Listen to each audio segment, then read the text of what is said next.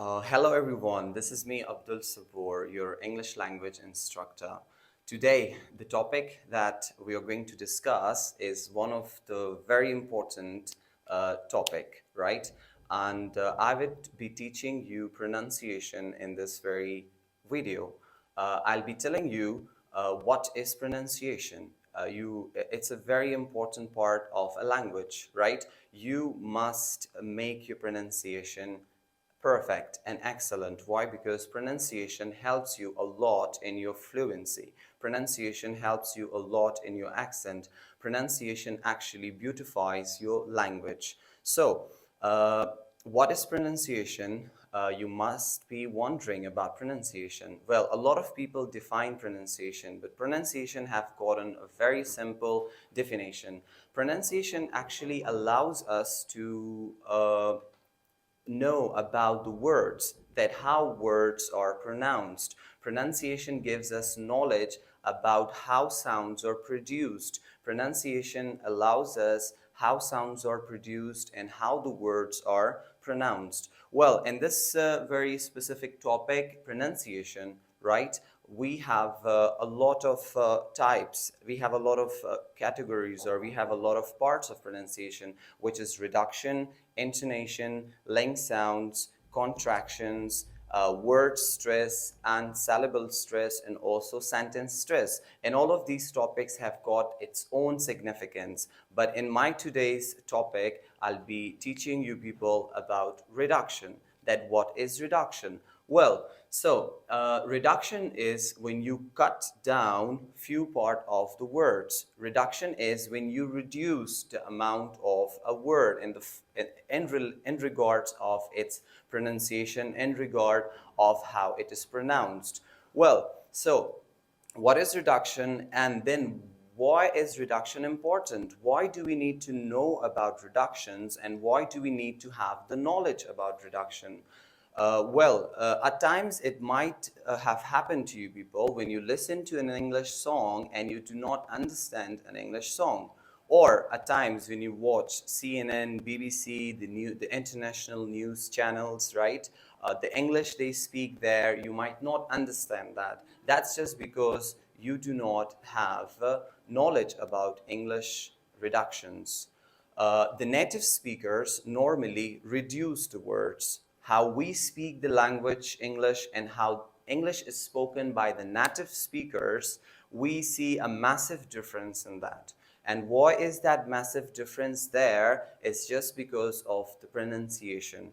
The next question is, why do we need to reduce the words? We reduce the words in order to create a rhythm in our voice. We reduce the word in order to bring a little fluency in our words, right? And the very common example of reduction is want to.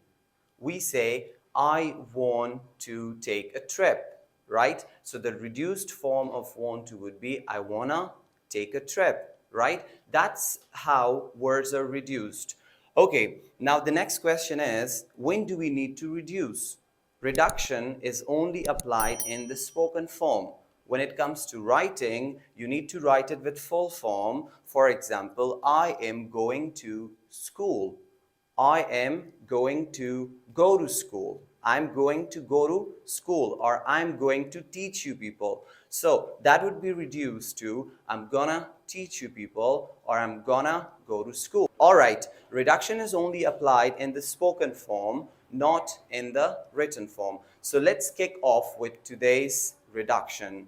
I would be teaching you people multiple reductions, and I'll be teaching you people those reductions which are very, very, very, very common and very ordinary, and which are very useful in our day-to-day conversation. So you must practice these reductions in order to enhance your pronunciation skills. You must practice these reductions in order to beautify your language. So let's kick off with the first one, which is for. F-O-R. We pronounce it as for, but if you look at its reduction, that's pronounced as F-E-R. For.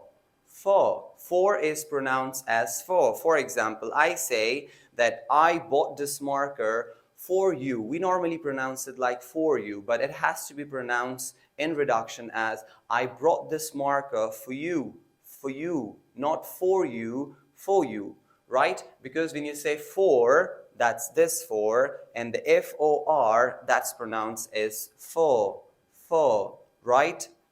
We did a lot of work for you. For you, it's not for you. Right, so I hope that's clear. Let's move ahead towards the next one. And the next one is you are. You are is the full form. When you contract that, that becomes your. When you reduct that, when you apply the reduction, that becomes your. Your. For example, I say that this is your marker, and I say that is your class, not your class, but your class. And that's pronounced like this. Y-E-R. Okay, now moving ahead towards the next one, and that is can. Can. The C-A-N is pronounced as K-E-N. I can. I can speak in English. I can write well. It shouldn't be pronounced as I can or I can't. That should be pronounced as I can. All right, the next word is him. Him. H-I-M. That can be pronounced as M-I-M. M. For example, I brought this marker for M. For M. For M. We do not say for him, or we say that I like him. I like him. I like him would be the reduced form. Next word, and that is going to be a rule. That's a pronunciation rule actually. When we have D and Y, so there is a J sound. And that rule can be applied literally everywhere. For example, we have a sentence, right? Like, look at this sentence. Where did you go, right? We have a sentence. If in that sentence a word ends with D, the next word starts with Y, we can apply this J sound. For example, where did you go? Where did you go? We normally say, where did you go? But if you apply the reduction, we can pronounce that as, where did you go? Where did you go, right? It's not only applied here, as I say, that it is a rule. The D and Y, that's a rule, right? That can be applied everywhere. For example, you say, didn't you? Didn't you? We say, around you, right? Could you? Would you? Would you? The next one is the T and Y. That's also a rule in reduction, right? Whenever we have a sentence, and in that very specific sentence, a word ends with T, and right the next word starts with Y, so there we put a ch sound, right? Let me give you an example. We say, nice to meet you. Nice to meet you. So here in this sentence, there is a D and Y, so there we can put a ch sound, which is nice to meet you. Nice to meet you. Other example is let you. I will let you go. I let you go. I will let you go. I let you go. Right. So the next one is kind of. The next reduction is kind of. We say kinda. It's kind of difficult. It's kind of difficult. Or we say he is kind of cute. He's kind of cute, right? The next word is lots of. Lots of. We say lots of. That is reduced to lotsa. Lotsa. The next one is a lot of. That is reduced to a lot of. I need a lot of money. I have a lot of energy, right? That's pronounced as lotta. Okay, right. So moving ahead towards the next word, which is to. So the to is often reduced to ta. Ta. For example, I say, I have to go. I have to go. That could be pronounced as I have to go. I have to go. We don't say I have to go, because when you say to, that becomes this to, the T-W-O. So the 2-O is pronounced as ta, such as need to. We say need to, and that is pronounced as need ta. Or that example is got to. that's pronounced as gotta. I got to go. I got to go. And that can be pronounced that could be pronounced as I gotta go. I gotta go. Okay, the other reduction, all fine. The other one is going to. Going to is reduced to gonna. And then we have want to. Want to is reduced to wanna. And the next word we have is could have. Could have. The next word is could have. Could have is actually pronounced as could have. Could have. We have a rule in pronunciation, and that rule is whenever a word is difficult for you people, you can reduce that, such as would, could. Here we don't say would. The L is difficult to be pronounced, so that's how it's silent, it's dropped, and that is reduced to would. And the next one is could. Here, the L is also difficult to be pronounced. So whenever you have a word which is difficult to pronounce, you can simply apply the reduction rules and you can reduce that word. Could, would, and then we have could have, would have. The have is reduced to have, have. For example, you can say, I have a marker. You can say, have a marker. Of a marker, right? So the could have is reduced to could have. The would have is reduced to would have. All right, so we are going to go for the next, and that is and. A-N-D. A-N-D is reduced to in, simply in.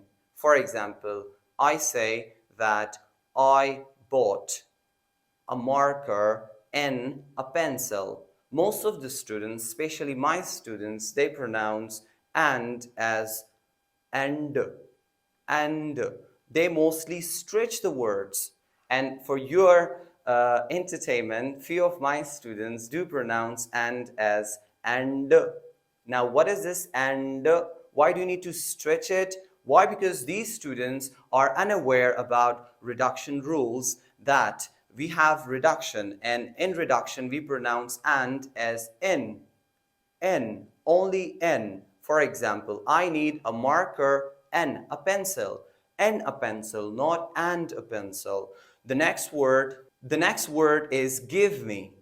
Give me is a very common word used, and we must know about the reduction of give me, and the reduction of give me is gimme.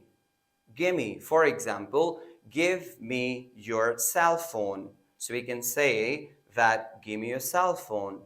Give me your marker. Give me your marker. The next reduction is let me.